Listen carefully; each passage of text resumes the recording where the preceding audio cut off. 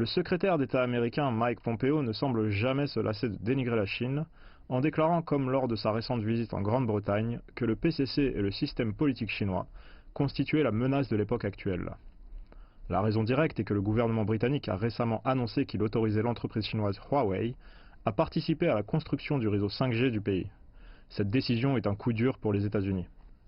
Dans les faits, Mike Pompeo profite régulièrement de ses visites pour avertir d'autres pays des risques d'entretenir des relations avec la Chine, s'ingérer dans les affaires intérieures de la Chine et critiquer le PCC, de même que le système politique chinois.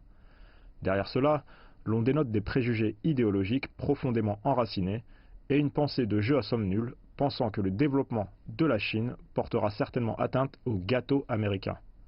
Les pionniers anti-Chine représentés par Pompeo élaborent constamment des obstacles au développement des relations sino-américaines. Pourtant, ils n'ont aucun argument convaincant. L'avantage institutionnel de la Chine est bien clair. Sous la direction du PCC, plus de 800 millions de personnes sont sorties de la pauvreté depuis la mise en place de la politique de réforme et d'ouverture. De plus, l'initiative Ceinture et Route apporte d'énormes opportunités aux pays situés le long du trajet.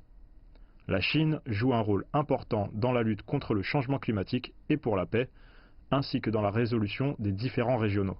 Par rapport à de nombreux autres systèmes, la Chine est en mesure de mobiliser des ressources nationales pour relever des défis majeurs.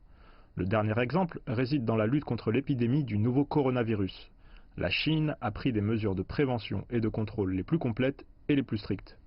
Dans la ville de Wuhan, la construction d'un hôpital de 1000 lits pour les patients n'a pris que 9 jours. Des milliers de soldats, du personnel médical et des travailleurs de différents secteurs sont arrivés dans la province du Hubei pour y apporter leur aide. De plus, la Chine partage avec d'autres pays des informations sur l'épidémie.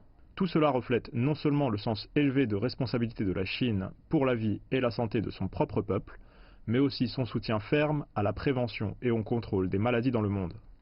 Face à l'épidémie du nouveau coronavirus, les États-Unis ont été le premier pays à rapatrier leur personnel consulaire de Wuhan, le premier à proposer le retrait de certains membres de son ambassade et le premier à annoncer des restrictions globales à l'entrée des citoyens chinois en créant et répandant continuellement la panique.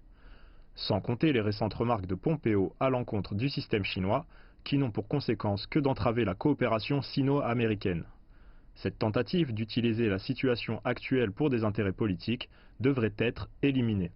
À l'heure actuelle, la situation de prévention et de contrôle de l'épidémie est encore sérieuse. S'appuyant sur son avantage institutionnel et bénéficiant des efforts de tous les Chinois, la Chine est confiante et capable de contenir efficacement l'épidémie et de la vaincre à terme. Lorsqu'elle aura surmonté ces difficultés, la Chine devrait jouer un rôle plus important dans le maintien de la paix et du développement dans le monde.